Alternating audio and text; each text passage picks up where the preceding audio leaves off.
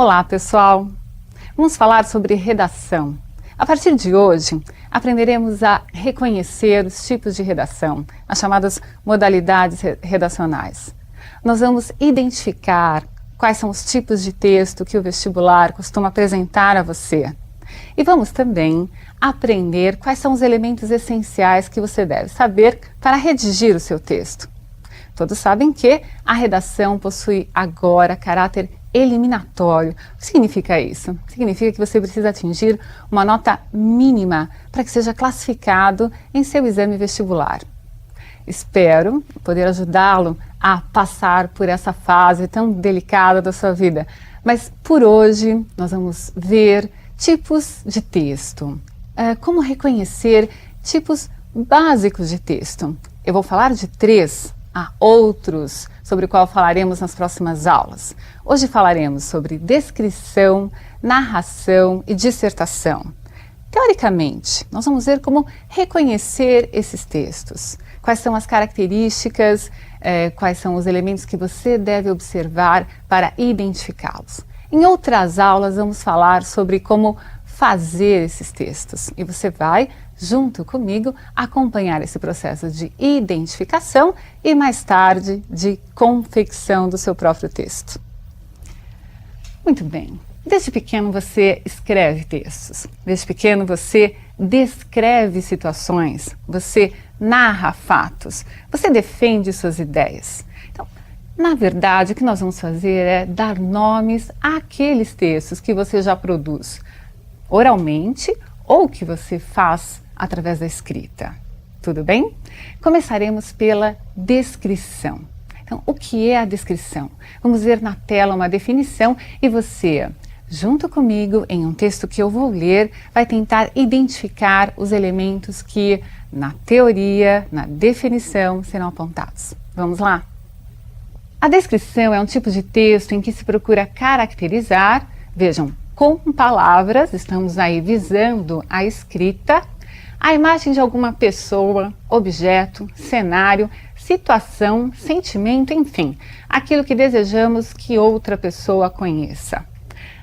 Vamos acompanhar agora a leitura de um texto e tente perceber nesta leitura se você imagina, através das palavras, a situação colocada nesse texto.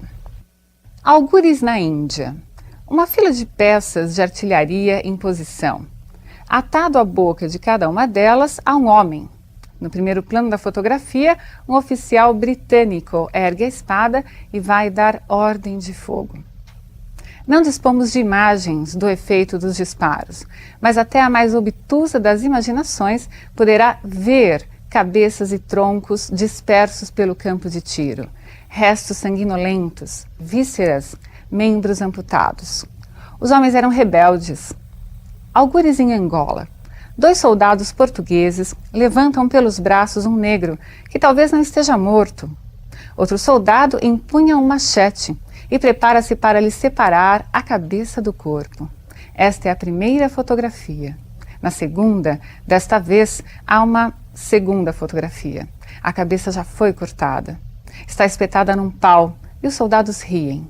O negro era um guerrilheiro.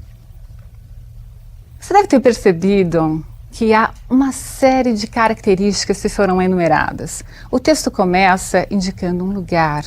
Então se diz algures na Índia. Não é? Algures quer dizer em algum lugar da Índia. Para dizer assim, veja, essa imagem que vou descrever a você poderia estar acontecendo em qualquer canto da Índia ou em qualquer canto do mundo. Há uma série de substantivos e adjetivos postos lado a lado para que o leitor, com a sua imaginação, chegasse àquela imagem que não estava sendo mostrada através de uma fotografia, mas das palavras escolhidas com precisão. A descrição, ao contrário do que muitos dizem, não é um texto fácil para se fazer. Tentar mostrar ao outro o que você enxerga, como você vê alguém, como você viu uma situação, passa por filtros pessoais. O que são esses filtros pessoais?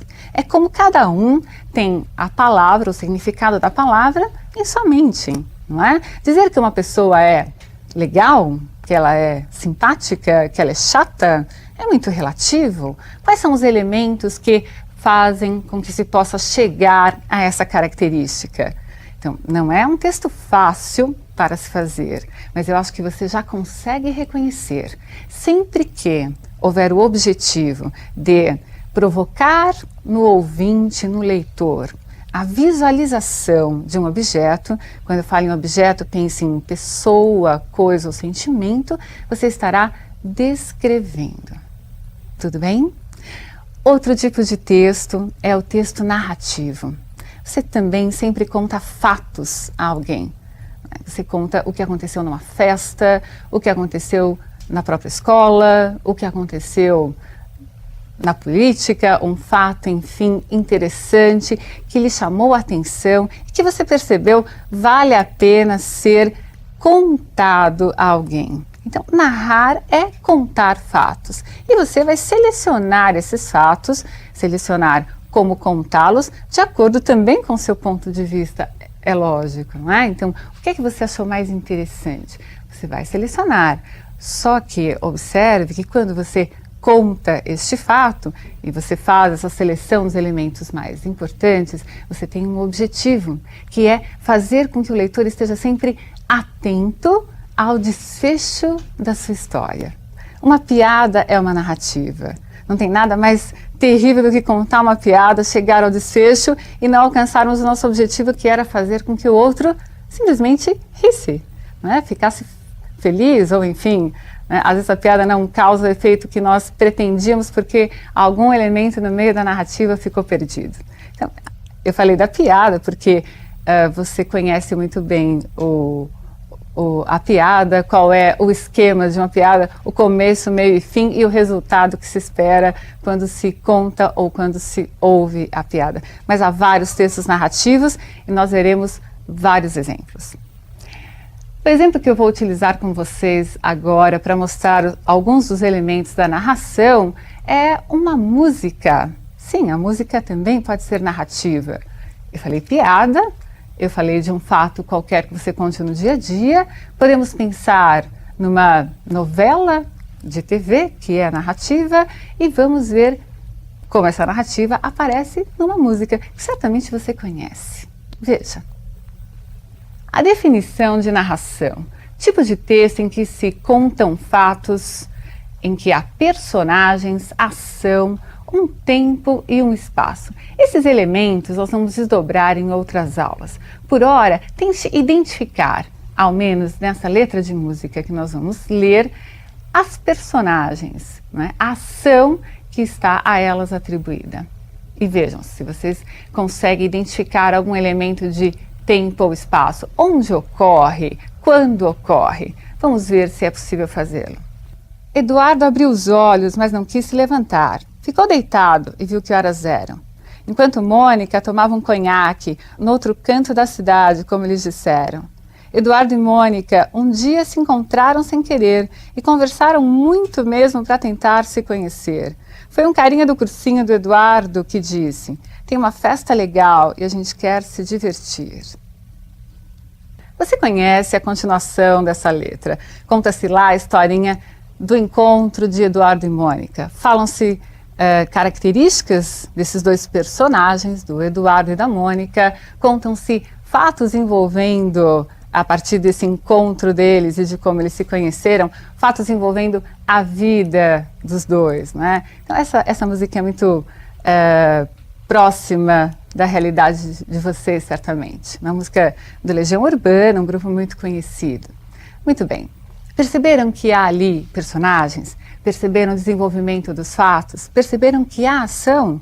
Eles se conheceram, alguém falou que tinha uma festa. Temos aí uma sequência de fatos, mas uma sequência que foi elaborada de forma lógica.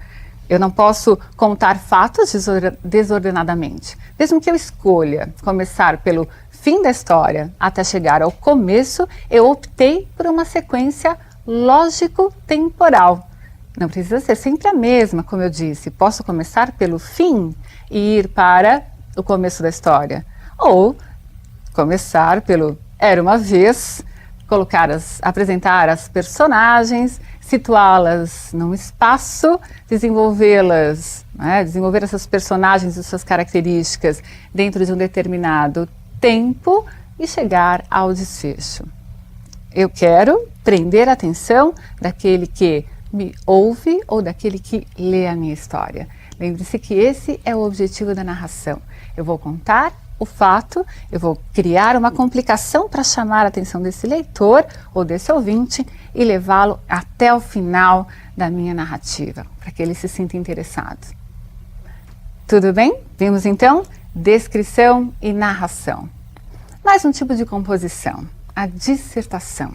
Essa é muito importante para nós. Normalmente é a dissertação que é pedida para a confecção no vestibular. Sim, você vai confeccionar, você vai redigir um texto no vestibular. E a dissertação é o tipo de texto mais pedido. Em que consiste a dissertação? Ela consiste na defesa de uma ideia. Se você defende um ponto de vista, você está dissertando. Veremos mais detalhadamente os elementos da dissertação, assim como da narração, em outras aulas. Mas por ora, perceba, a defesa de uma ideia, estamos falando de uma dissertação. Muito bem, vamos ler um texto dissertativo e perceba essa defesa de ideia.